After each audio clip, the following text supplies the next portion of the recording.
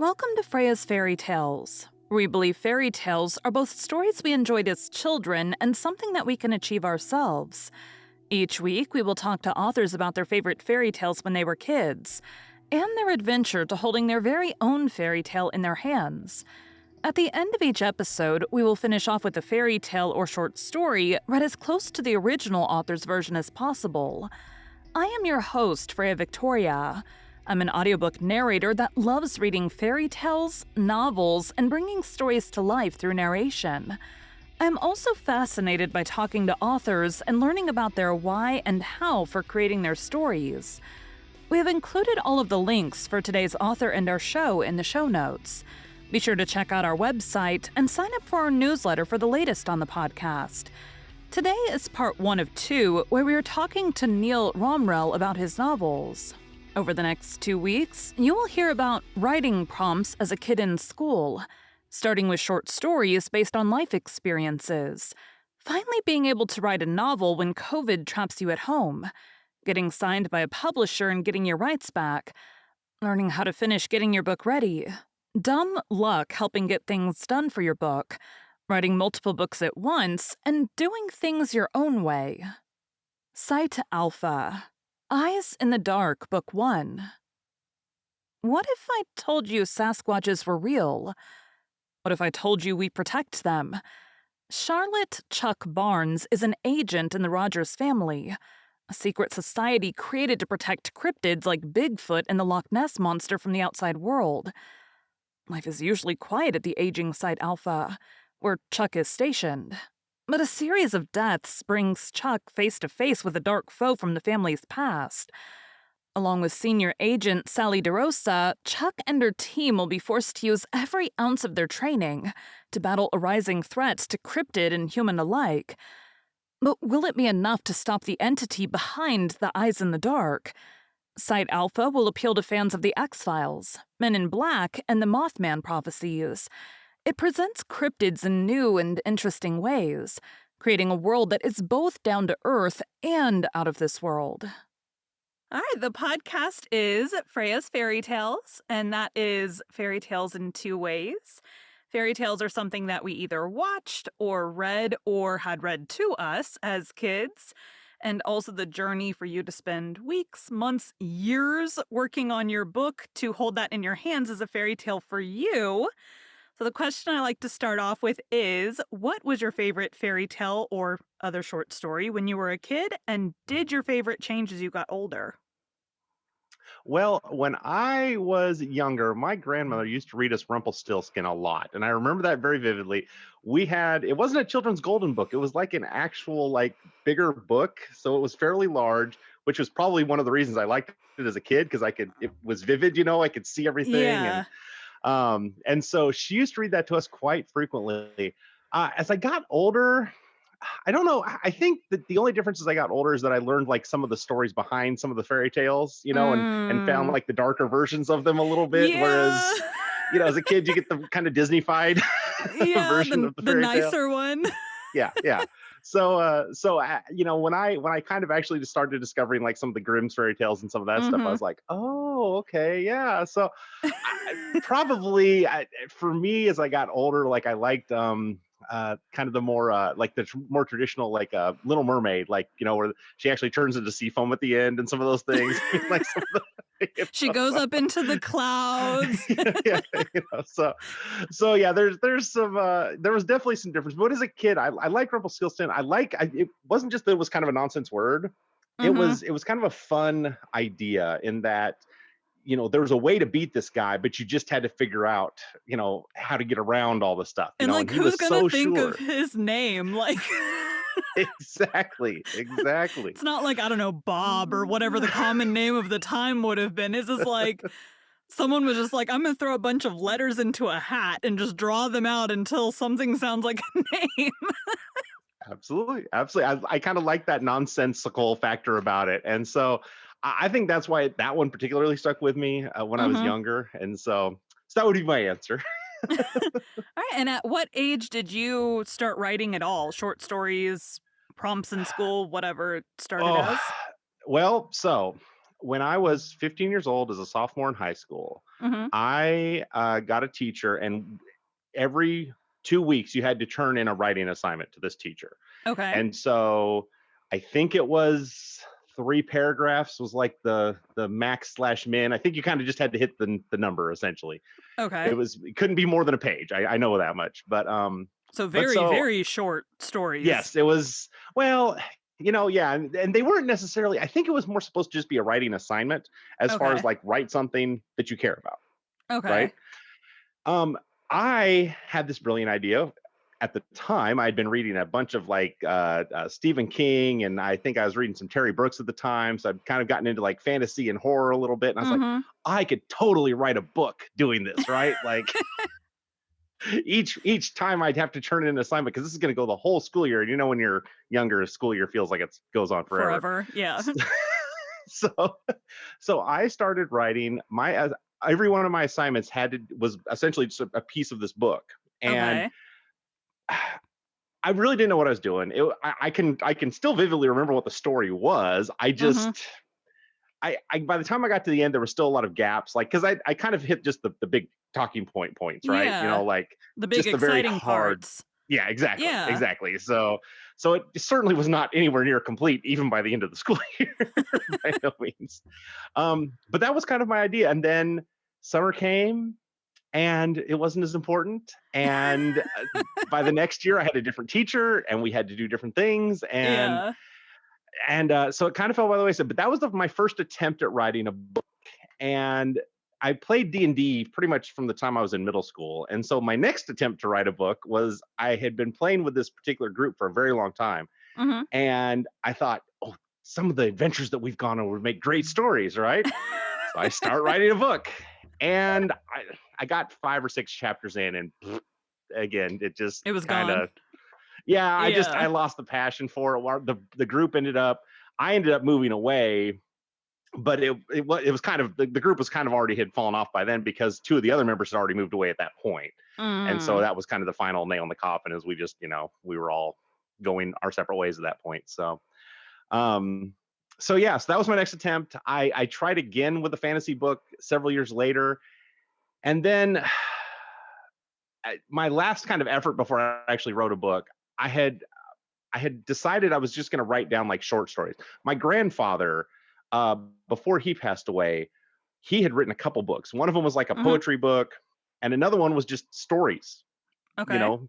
Stories that he lived through in his life, growing up through the depression and things like that. And I So thought, kind of a well, memoir, sort of. yeah, yeah. And I thought, well, I could probably do that, right? Like we've all Mhm. kind of had experiences, Right.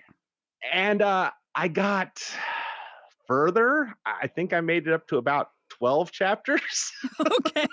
So So we're making progress. yeah, I made about 12 stories, and that one again kind of fell off the wayside. Now, the one thing about that particular book is I did finally eventually put those short stories on like my blogs. Like I've got blog posts and Okay. short stories and stuff on my website. So many of them did survive, and many of them are currently available to read if somebody were to go search them out. And that But link all the will other ones are be just lost. that link will be in the show notes for the episode, so we'll make it Thank you. easy for people to find it.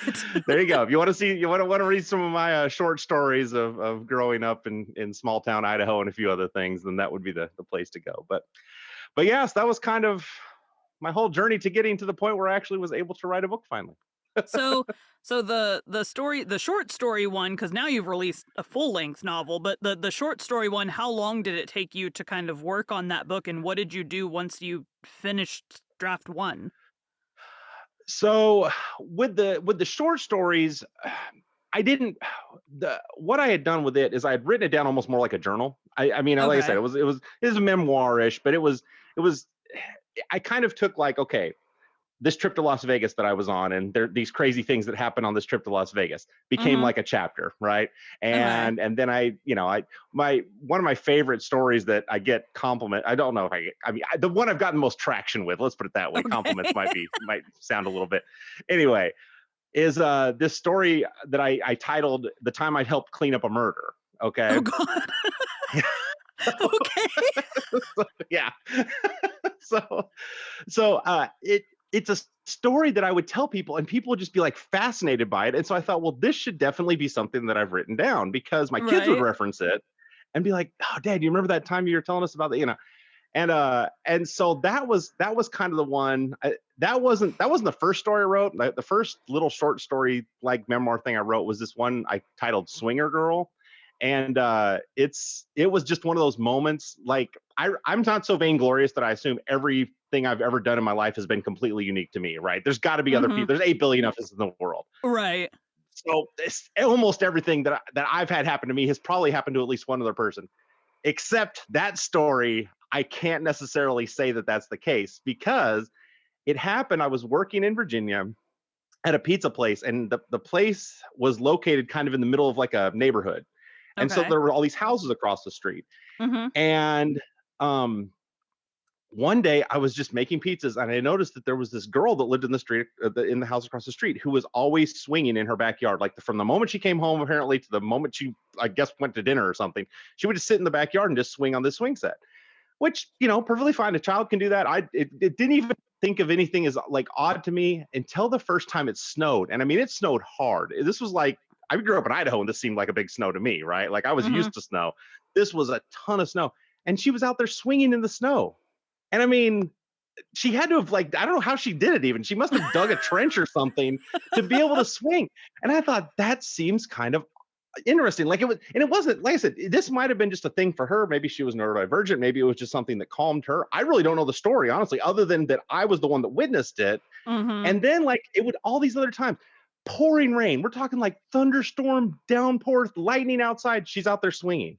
And I'm thinking, It I it like, sounds it sounds autistic. It sounds like an autistic thing.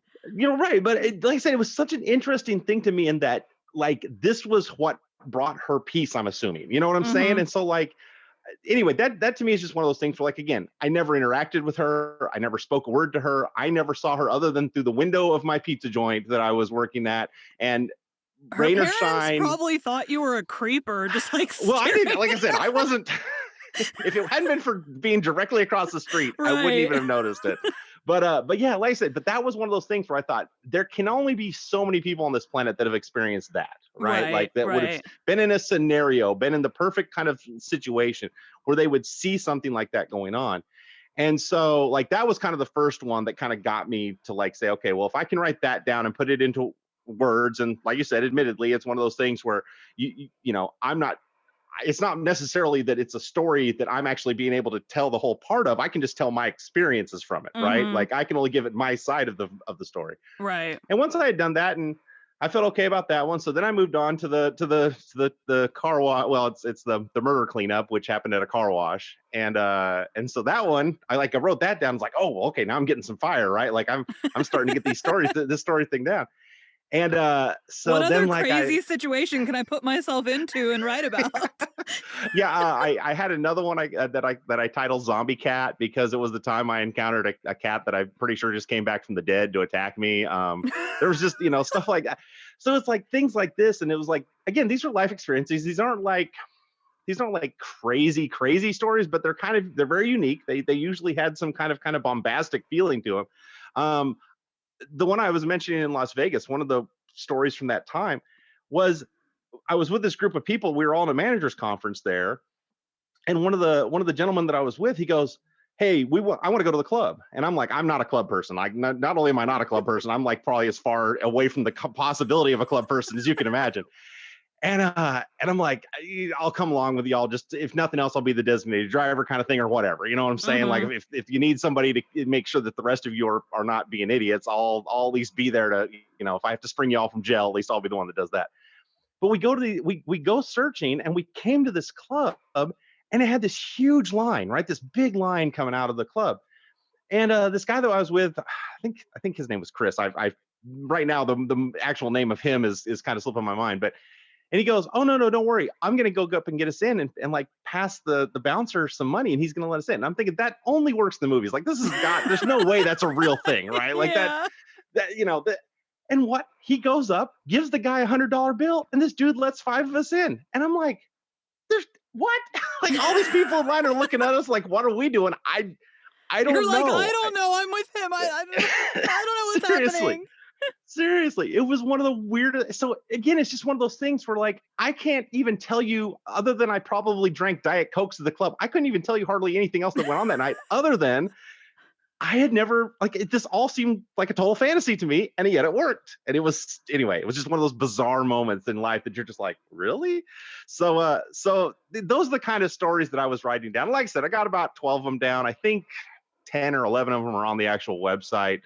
There was a couple that I kind of weeded out because either they felt repetitive, like they were kind Mhm. of redundant with another story, or I didn't feel like they kind of had the same oomph as some of the other Yeah. stories had. Like, well, that one was boring, so Yeah, they might be fun for me and my parents to talk about or something, but probably for the general audience, it wasn't. It wasn't as big a deal. So. That's funny you mentioned your kids asking you about it, because like, we would that was a big thing when we were my mom was a Navy brat, and so she traveled her childhood, she spent all over the world, and so, like, we would ask, "Tell us a story from when you were a kid," and, of course, we're getting stories from when she was in Japan, and she had a Man of War?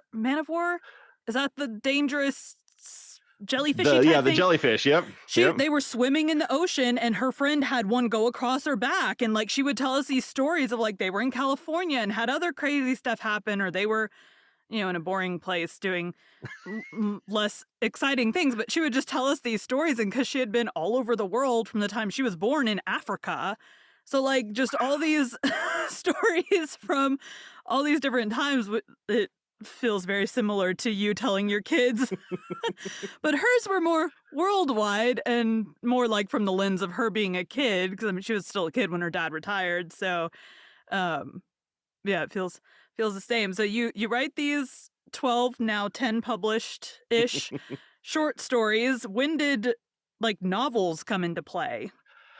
So, well, I have COVID to thank for that, and I know that this wasn't. I That's think probably a not the lot first. of authors do. Yeah, it wasn't the first time you're probably hearing that. Um, we when when COVID actually hit, I have this. I've told this story before. In December, prior to COVID coming around, I was actually at a I wasn't the person that was participating. I was like helping to cater essentially a government party. And the people there, these are like kind of high ranking government people, not like high ranking, but like they work for state agencies and things like that. And they're all Mhm. just joking about this COVID thing. Oh, we heard this thing about this COVID bug or whatever, like ha ha ha ha. And they're kind Yeah. of laughing it off. And fast forward into March, boom, Right. it's not a joke anymore, right?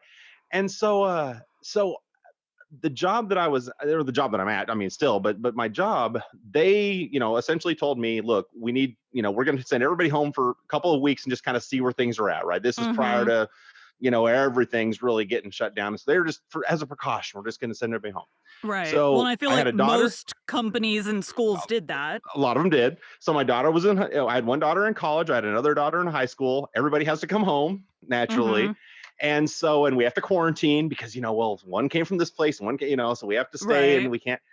So one night we're sitting there and we're talking about the fact that I tell these stories, and that Mhm. and we were kind of just broaching the fact that a lot of authors get started by doing shorter stories or get doing things, Mhm. and we were talking about I was just talking about kind of experiences like some weird, paranormal experiences and things I've had out and, growing up in Idaho and stuff. And they said, well, Dad, you should totally, you should write a book. You should write a book. I think you're a good enough storyteller. You should try to write a book. And I said, well, I've tried. It just always fails. Like Right. this isn't And of necessarily the first course, time it would happen. we're all defined by our 15-year-old self that failed at this thing. Exactly. Exactly.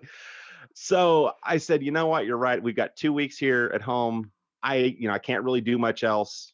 I'll sit down and try to write this book. And really the catalyst for it was just talking about cryptids. So we were talking about Bigfoot and Loch Ness monster and things like that. Mhm. And my daughters listen to a lot of podcasts that deal with creatures, chupacabras and things like that. And so I Mhm. said, well, okay, I can write a book about that, right? And so I sat down, started writing, and the it wasn't the first night, but it was maybe like the second day or something.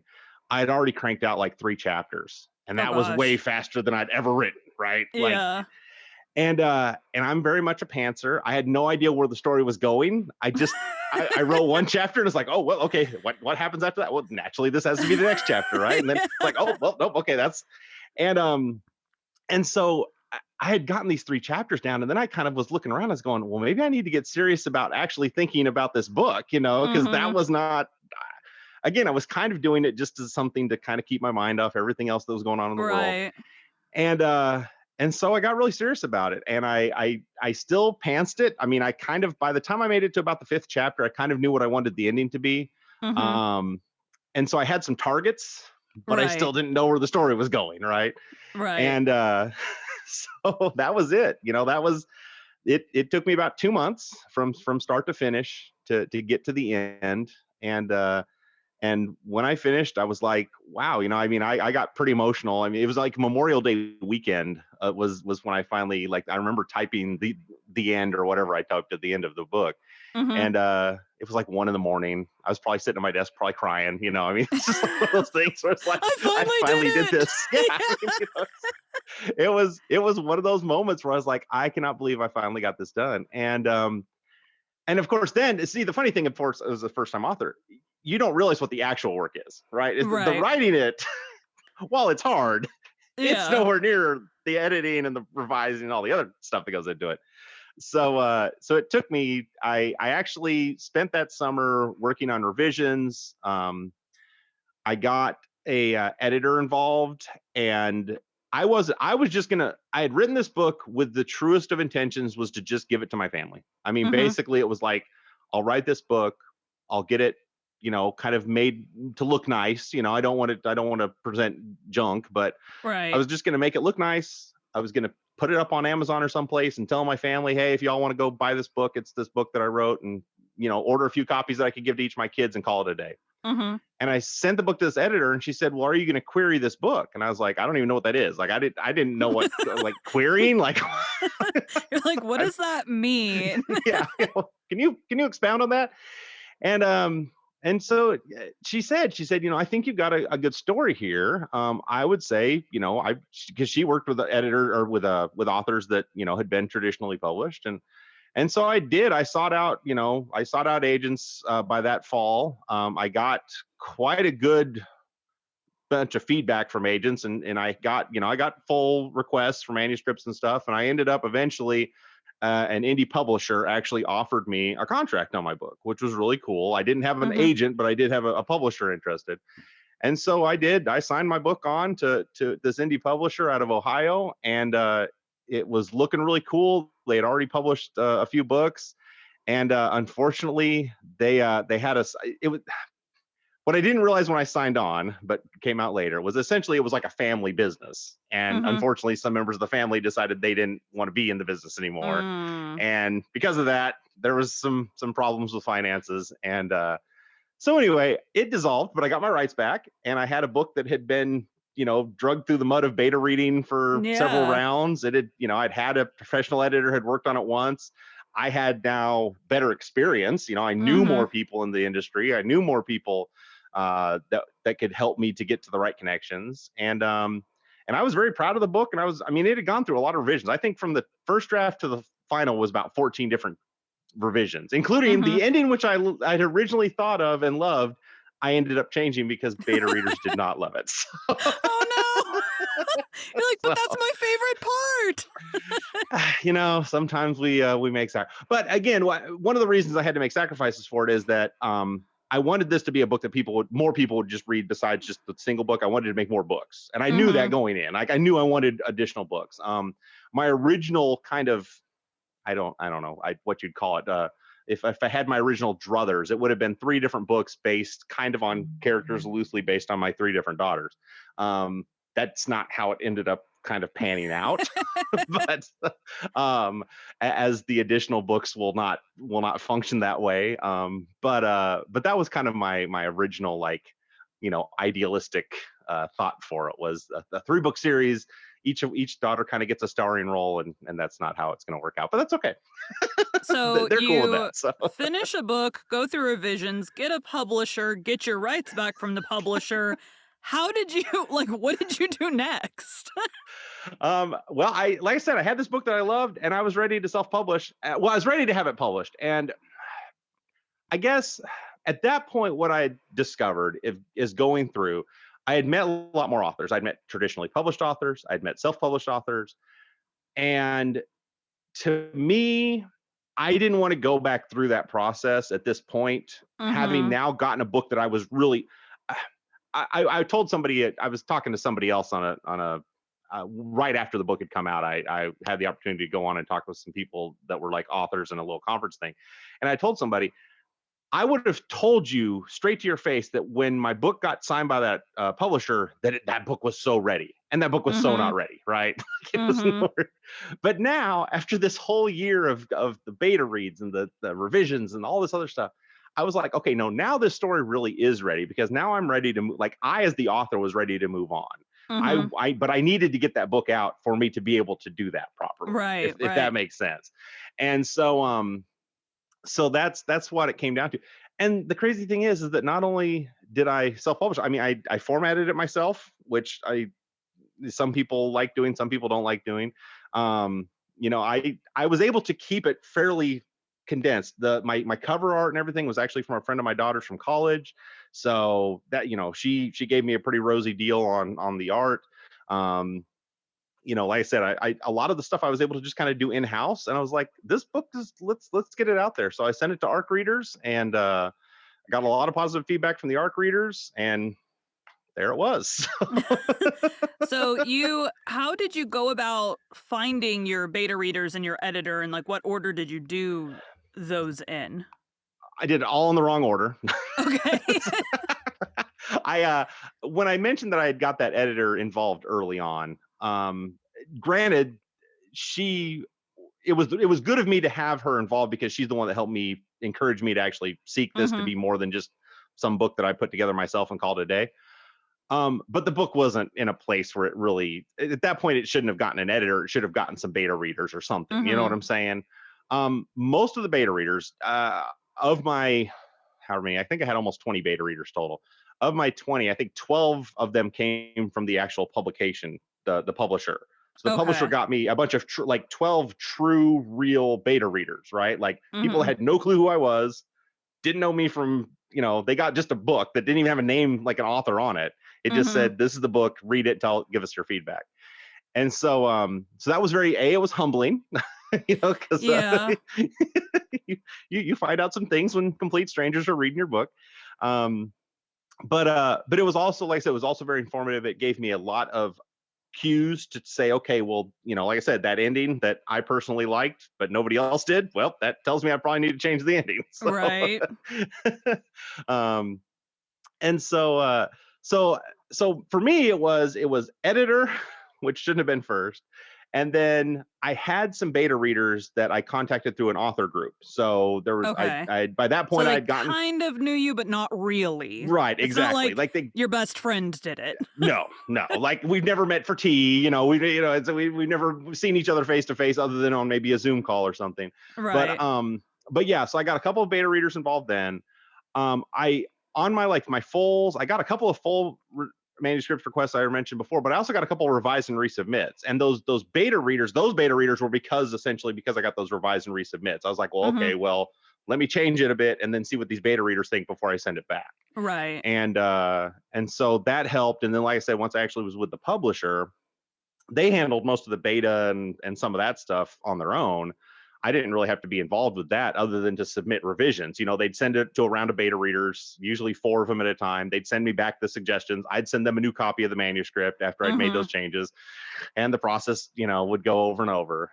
And then, like I said, I once it became fairly clear because I got my rights back in like March of last year, basically. But by Mhm. that January, I had pretty much figured out that it was not probably going to happen because it was like Christmas time is when their family thing had happened, and it was becoming pretty clear that things were either grinding to a halt or might just be dissolved completely. And I Mhm. was like, well, my book's like 2 away from being published. Like there was one person before me, and then there was supposed to be mine, and they had talked about the fact that they had apparently contacted an artist. They'd done all this stuff, but I didn't get to see any of that. When I got my rights back, I did get my rights back. I got the full book version that I'd submitted to them, came back to me, but I didn't get any artwork. I didn't get, it wasn't Mm. formatted. And so that's when things kind of kicked into gear. I was like, well, okay, I'm going to have to do this. And I'd already, I'd spent a lot of money on that initial editor, way less than what some people do, but I'd still spent money on an editor. And I've heard some um, crazy numbers. I'm yeah, like, yeah, there's no yeah, world in which I would pay that for anybody. yeah, Unless I had some, like, I understand, like, I'm not going to say queried editors, but I have talked to a few editors about like their rates and stuff. And like it makes sense, like the ones I've talked to charge like by the word. So I'm like, yep, I could see, and it's the same for narrators. I could see a crazy number to pay your narrator if your book is really, really long. But if you have a standard length book, I'm like, those numbers seem really high to me. Like, yeah, yeah. It shocked me. I actually, so there was a gentleman that not long after I had gotten, the publisher had signed me. hmm I actually, I was in an author group already, but I don't remember, I was doing something on Twitter, and this guy reached out to me through Twitter, and he was like, "Hey, I noticed you've got a book that got signed. We've got like an authors group that meets here in the South." He said, because he knew I was from South Carolina, it was hmm where my base was. And he said, "We got an authors group down here, and I'd love to see, if you'd like to come and just see us with one of our meetups or whatever." And so I joined, and one of the authors in that group, who lives here not far from me, I've actually met him a few times. He had paid an outland. I mean, you talk about some outlandish numbers. He had paid a crazy amount for a book that essentially he couldn't use anymore, Oh because gosh.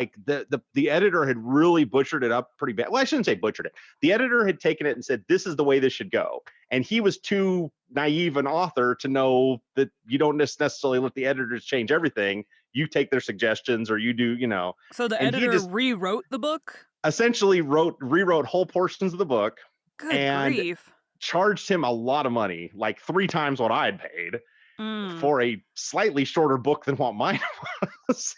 And Good I was like, grief. yeah. And again, for a book that he wasn't happy with. And I was like, man, and so yeah, so it definitely happens. uh, I've always had really good relationships with my editors, so that, you know Yeah. for me it's like, um but yeah, it can definitely get scary out there. As far as the formatting, I know that there's programs out there, but again, I was pretty much at that point on such a budget for me that I just did it in Microsoft Word. I think it looks great. Mhm. Most people like it. You wouldn't know it, but it can be done. You don't even need one of the fancy apps that, or the tools out there that they have. Vela and some, or Vellum, I think is one of them. Yeah, Vellum and And Atticus are the 2 yeah, big Atticus. Yeah. ones. So that, Yeah. and Atticus is one that I just had a short story that literally just was in an anthology that released about 3 days ago. They use Atticus, and I mean, it looks fantastic. I don't, don't get me wrong. I think that their book Mhm. probably does look better than what my book did technically, but my book was still fine. I'm not ashamed of it or anything like that. So, and mine didn't cost any money. Mine didn't cost any money to format. So Right. Yeah, I plan on getting, so me and my husband both write, so some things, like, I bought Pro Writing Aid, but when we file taxes at the end of the year, I'm splitting that between us because we're both there you go. using it. So Vellum, I'm gonna do the same thing. We're gonna split the cost of it because we're both gonna be using it. Yeah. So I have a Mac. I've heard, I just talked to an author last week or week before that was like, "I have Atticus. Don't use Atticus." So Well, something about, like, because Atticus hasn't been out that long, and so, like, they haven't super I mean, it was just in beta last year, like, beta yeah. testing. So, but, like, Vellum is, like, well developed, has been out for a while, is known in the industry, and so they were like, foot they had gotten a really good deal on Atticus, so they bought Atticus, and I'm like, yeah, it's like Pro Writing Aid. There are cheaper editing softwares than Pro Writing Aid, but I'm like, if everybody's telling me that's the best, I'd rather pay the money for the best. And I bought the lifetime subscription, so I don't have to pay for it again. There you go. So There you go. I'm like, That makes it a lot was, of sense. I don't remember, I got it on a some kind of sale. I don't remember what the holiday was, but it was like, hey, that works. So That's the way to do it. yeah, yeah. I'm always like, there are things, with every new book that comes out, you're gonna have like expenses that are gonna be specific. Like every book you have to have a cover. Every book Yep. should have an editor, beta readers, or something, some other person besides you looking at your book. Every book you're going to have, like, there's going to be specific expenses for every single book. But then there are some expenses that are like, oh, that applies to every single book that I have. So if you pay for Yeah. like a social media scheduler or a PA or, whatever, that's not all on one book unless you only have one book out.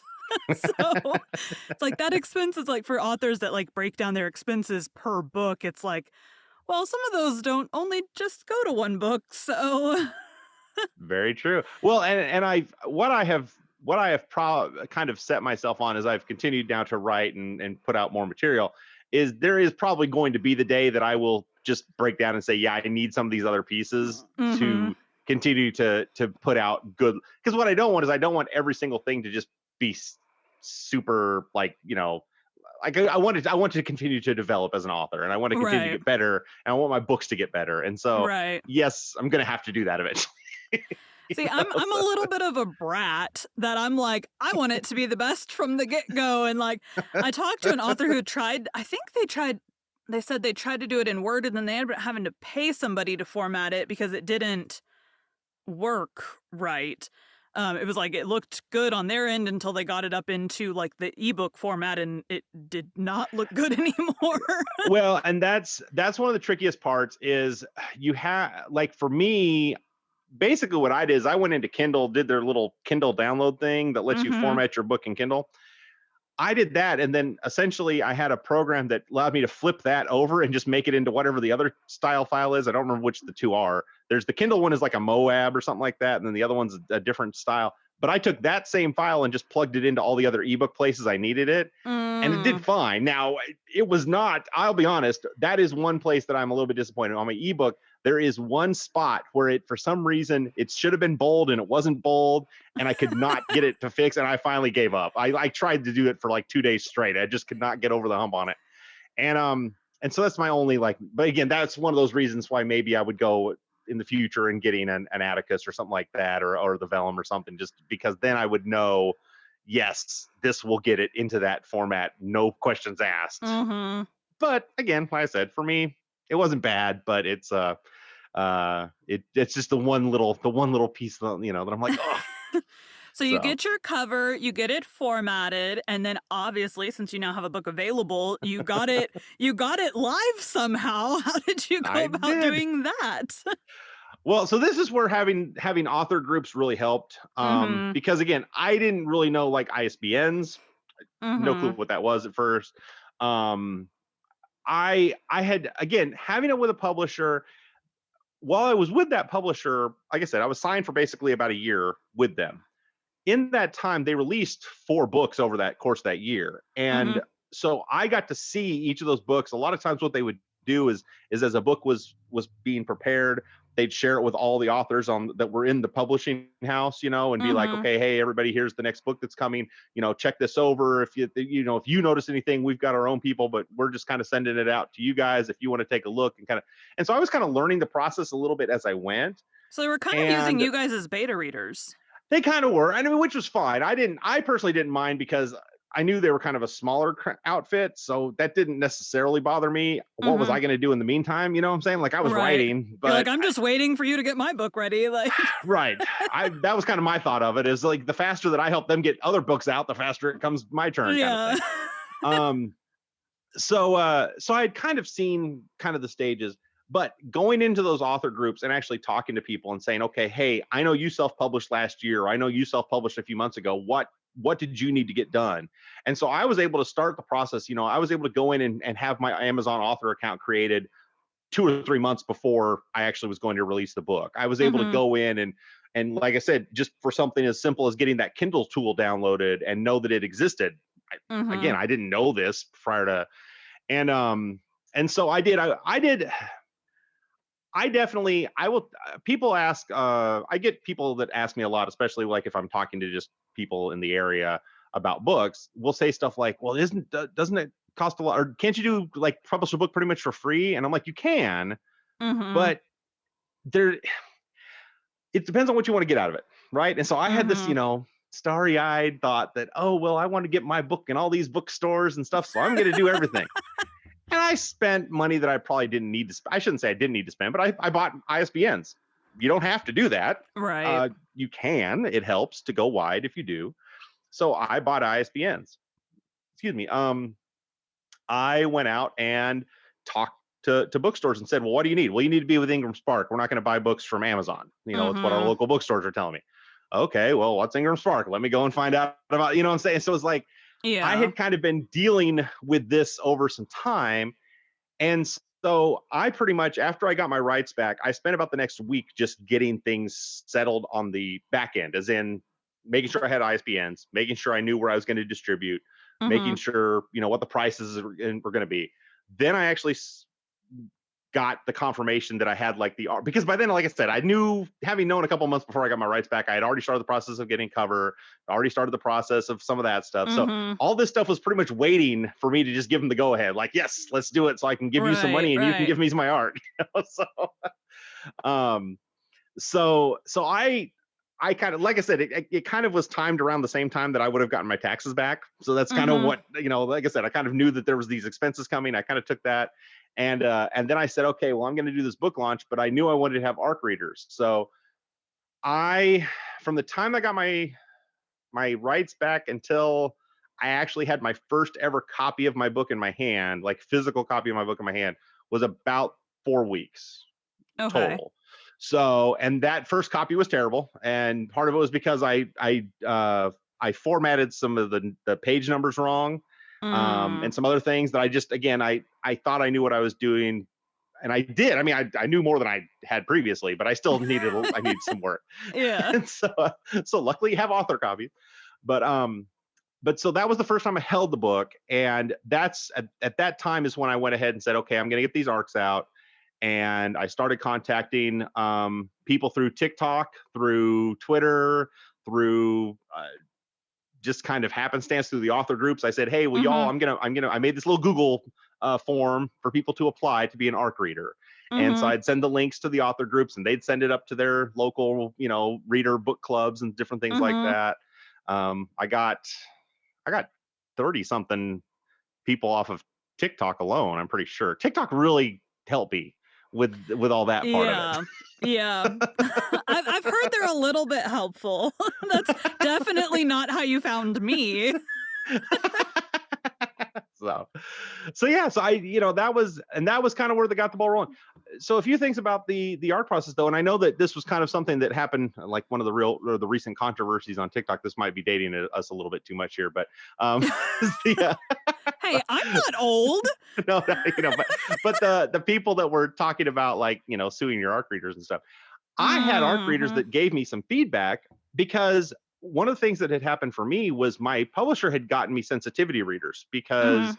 that's what you should do as an author. Again, this is one of those expenses that, some people will say, oh, well, you don't really need to do that. No, I really sincerely think you should pursue sensitivity readers, especially if you're dealing with anything that is outside of, again, I'm a white cis male. So I definitely, if I'm, touching any subjects that Yeah. aren't there, I need to have it, If you're some. staying only in your own lane, only Right, in your own only, right, lane, right, not necessary. right, Maybe yeah, should still be done, but not definitely necessary. If you're right, going outside of your lane, yeah, yeah, maybe have someone review it. yeah, yeah. I mean, yeah, my main character is a young woman, and so again, yeah, that's something I wanted to make. Again, it's inspired from my daughters, and so I had a lot of their feedback too to help me. But so they had gotten me sensitivity readers, and so I'd gotten feedback from these sensitivity readers. I had made changes based on some of the sensitivity reader stuff. When I Mhm. sent out my arcs, one of the first arcs that I sent out, a complete stranger, first of all. Mhm. This person, again, I don't even know if at the time we're even friends on Twitter, TikTok, whatever at the time. Um, she had gotten the book and sent me back some feedback probably within a few days. I mean, like, she clearly had to have read it fairly fast, to Mhm. and she mentioned a couple things that were still in the book that they were changes I had made based on what the sensitivity readers were saying, except that I'm guessing these sensitivity readers were, I don't know where they found them, because again, I didn't ever meet them. I just got their Right. notes, but there was a couple of things that were there were issues because one of them involved a Native American folklore, and it was something that they had told me to change in a previous thing. But when I actually went based on this person's knowledge and talking to me about Mhm. it, I went and actually looked up. I was like, yeah, no, this person gave me the wrong advice. I mean, it was literally Mhm. like they had told me the wrong thing, and so I made a change to the book even after the arcs had gone out. So I think what you Which learned from that was do the research before making the change. and that's it. Again, I was a baby author. I didn't know. I just was taking what these people were saying and saying, oh well, certainly I'm going to have to change that. See, Do your I'm research. that turd that's like, I have to prove you wrong, so I'm going to go look it up first. Yeah, um yeah, so there was the thing about it was is that I was grateful for the ARC readers because they did Mhm. help me with some of that stuff. As far as like, hey, heads up, I don't know if you noticed, but on page 248 it says it's 246 again. It's like or so, Mm. just little tiny things like that. So I was literally making changes on my book up until about 2 weeks before it actually released. But I gave myself a big release. I mean, I had my arcs going out 2 full months before the book was supposed to publish. Mm. So I wanted that time because I knew there was going to be these things were going to come Right. up, right? I Right. knew stuff was going to happen that was going to be like, oh, So, like, at the um, point that it goes to arcs, it should be almost completely ready to publish. Like, at the point it goes right. to arcs, like, you're not sending arcs to the pre-edited version of the No, no, no, book. no, no, no, no, no, no. No. So at that point, you're like, any little thing left is gonna be like a nitpicky little oops thing. Yeah. Yeah. And then, like I said, it was, uh, I was very grateful. And again, for me, I, I understand the concept of, I don't go into my review spaces, but if people Mhm. tag me in reviews, that's great. If somebody wants to give me Yeah. a 1-star review, fantastic. You took the time to read my book. I am grateful for that. You know what I'm saying? So like, uh, that's a place where I don't get why some people get really weird about it.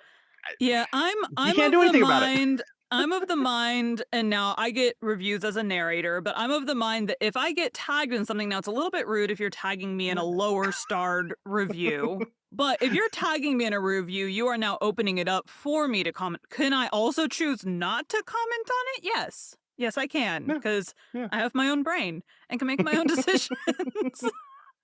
So, yeah, there's some Usually that I'm just like, why does that matter? Like, why is that the thing that you're stuck on?